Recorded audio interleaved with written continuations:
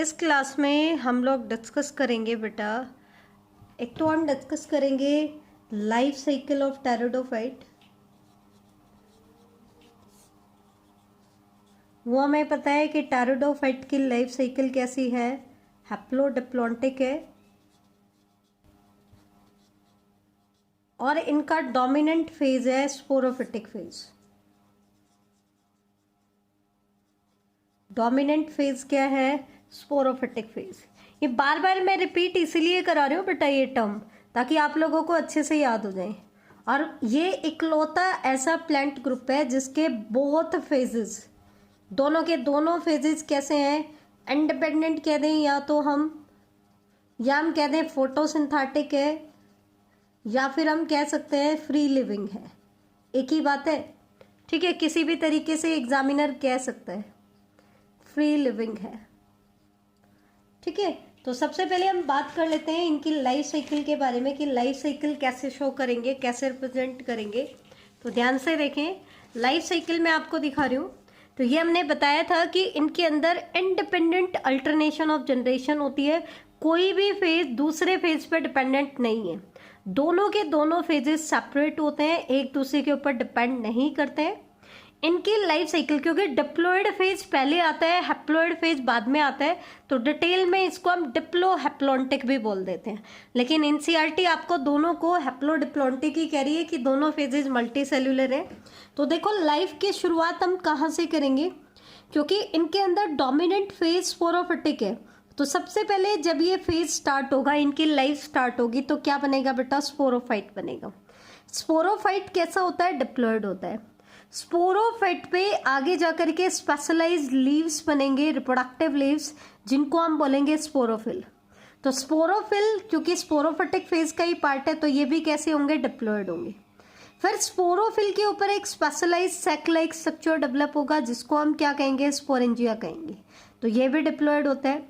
फिर स्पोरेंजिया के अंदर स्पेशलाइज्ड सेल्स बनेंगे, जिनको हम बोलेंगे स्पोर मदर सेल, ये भी डिप्लॉयड होती हैं। अब सिर्फ स्पोर मदर सेल में मियोसिस होगा, बाकी जो सेल्स हैं उनमें मियोसिस नहीं होगा। किस में होगा? स्पोर मदर सेल में। और जैसे ही स्पोर मदर सेल में मियोसिस होता है, हैप्लॉयड स्पोर बन जाते हैं। हैप्लॉयड स्पोर जब जर्मिनेट होते हैं तो बेटा ये प्रोथैलस बनाएंगे। प्रोथैलस के ऊपर आगे जाकर के क्या डेवलप होंगे बेटा? Sex organ. प्रोथैलस मोनोशियस भी हो सकता है और डाइओशियस। वो किसके ऊपर डिपेंड करता है कि प्लांट आपका होमोस्पोरस है या हेट्रोस्पोरस है। अगर होमोस्पोरस है तो प्रोथैलस मोनोशियस होगा, हेट्रोस्पोरस होगा तो ये डाइओशियस होगा। तो जैसे भी कंडीशन हो, प्रोथैलस के ऊपर आपके सेक्स ऑर्गन डेवलप हो जाएंगे। मेल सेक्स ऑर्गन एंथीरिडिया डेवलप होगा और फीमेल सेक्स ऑर्गन आर्चिगोनिया। एंथीरिडिया के अंदर एंथीरोजोइड्स की फॉर्मेशन हो जाएगी और आर्चिगोनिया में एग की फॉर्मेशन हो जाएगी। वाटर को एज ए मीडियम यूज करके एंथीरोजोइड्स जो है वो कीमोटैक्सिस शो करते हैं और कहाँ तक जाते हैं? एग तक जाते हैं। और क्या बना लेते हैं? फर्टिलाइज होकर के जाइगोट बना लेते हैं।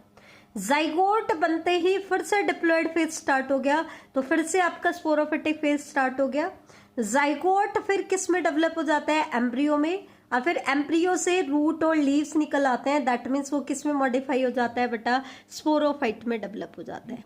तो ये होती है इनकी लाइफ साइकिल। तो जहां जहां आपके डिप्लॉयड सेल है, तो जाइगोट से लेकर के स्पोर मदर सेल तक, यहां तक का जो फेज है वो तो है स्पोरोफिटिक जनरेशन, क्योंकि सारी स्टेजेस डिप्लॉयड है। फिर जैसे ही स्पोर मदर सेल में मियोसिस होता है तो हैप्लॉयड स्पोर बनेंगे। तो ये क्योंकि हैप्लॉयड हो गए तो यहां से आपका गैमेटोफिटिक फेज स्टार्ट हो जाता है। तो गैमेटोफिटिक फेज स्टार्ट होता है स्पोर से, और गैमेटोफिटिक फेज की लास्ट सेल है जाइगोट। जाइगोट बनते ही आपका स्पोरोफिटिक फेज स्टार्ट हो जाता है। तो गैमेटोफिटिक फेज स्टार्ट होता है स्पोर से और स्पोरोफिटिक फेज स्टार्ट होगा जाइगोट से। तो ये तो था बेटा इनकी लाइफ साइकिल। अब हम इनका क्लासिफिकेशन पढ़ेंगे कि टेरिडोफाइट को हम क्लासिफाई कर रहे हैं, तो ध्यान से देखना, बहुत इंपॉर्टेंट है इसका क्लासिफिकेशन, आपको अच्छे से आना भी चाहिए, ठीक है। तो इसके क्लासिफिकेशन को अगर हम स्टडी करें, हमें टेरिडोफाइट को क्लासेस में डिवाइड करना है। तो हम किस बेस पर क्लासीफाई करते हैं बेटा, ध्यान से देखना, बहुत इंपॉर्टेंट है। On the basis of organisation of plant body, इनकी प्लांट बॉडी के ऑर्गेनाइजेशन के बेसिस पर इनको क्लासीफाई करते हैं। इंक्लूडिंग द प्लांट बॉडी में क्या क्या इंक्लूड करेंगे, नेचर ऑफ लीफ, ये इंपॉर्टेंट पॉइंट है, कंपेयर करेंगे कैसे लीव्स बनेंगे। वस्कुलर सिस्टम के बेस पर लोकेशन ऑफ स्पोरेंजिया, स्पोरेंजिया की लोकेशन क्या है, कहाँ पे आपके स्पोरोफिल डेवलप होते हैं। तो बेसिकली हम इनको 4 क्लासेस में डिवाइड करेंगे, सिलोप्सिडा क्लास, लाइकोप्सिडा, स्फिनोप्सिडा और टैरोप्सिडा। टैरोप्सिडा इसकी सबसे एडवांस्ड क्लास है और सिलोप्सिडा सबसे प्रिमिटिव क्लास है।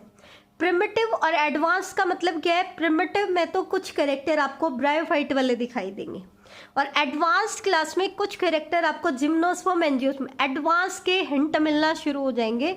तो देखो, ध्यान से देखो, सबसे पहले हम बात कर लेते हैं सिलोप्सिडा क्लास के मेंबर की। तो इसका जो कॉमन मेंबर है वो है सिलोटम, जिसके बेसिस पर इस क्लास को नाम दिया गया है सिलोप्सिडा क्लास। इनके मेंबर्स को हम कॉमनली विस्क फर्न कहते हैं। सिलोप्सिडा क्लास के मेंबर्स को कॉमनली क्या कहा जाता है, विस्क फर्न कहा जाता है। ये होमोस्पोरस होते हैं, मतलब एक ही प्रोथैलस में दोनों टाइप के सेक्स ऑर्गन प्रेजेंट होंगे। होमोस्पोरस सारे स्पोर एक ही टाइप के प्रोड्यूस करता है।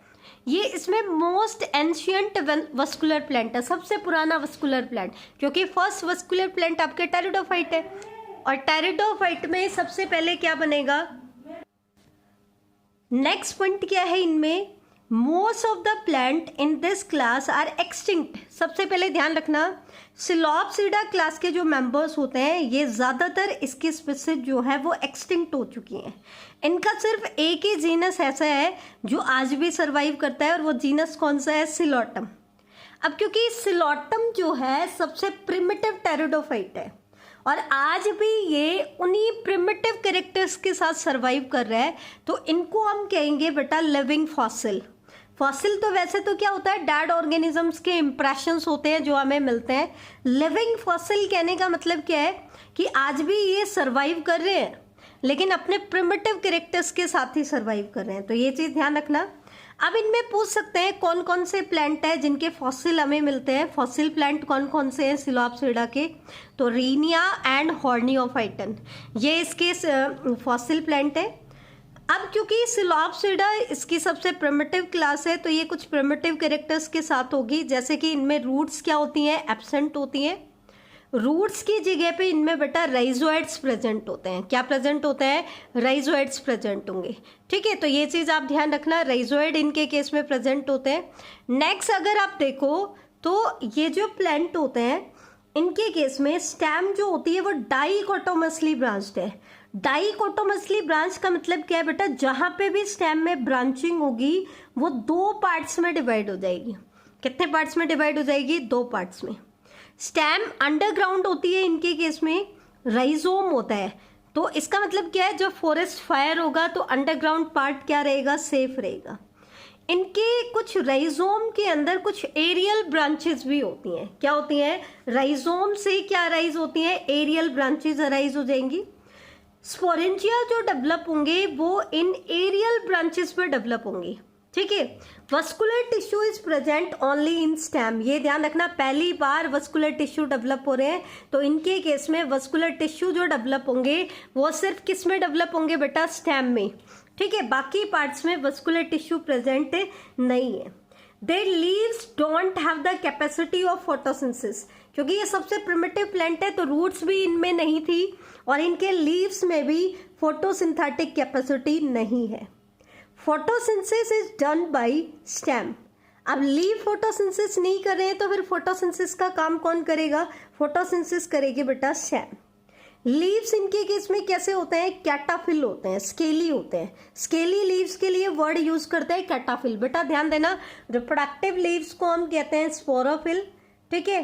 फोटोसिंथेटिक लीव्स को हम कहते हैं ट्रोपोफिल और स्केली लीव्स मतलब जो स्केल्स की तरह के होते हैं उनको कहा जाता है कैटाफिल, ठीक है। कैटाफिल किस लिए होते हैं, स्पोरेंजिया को प्रोटेक्ट करने के लिए। किसके लिए, स्पोरेंजिया को प्रोटेक्ट करने के लिए। तो ये तो था आपका किसके बारे में, सिलोप्सिडा क्लास के बारे में।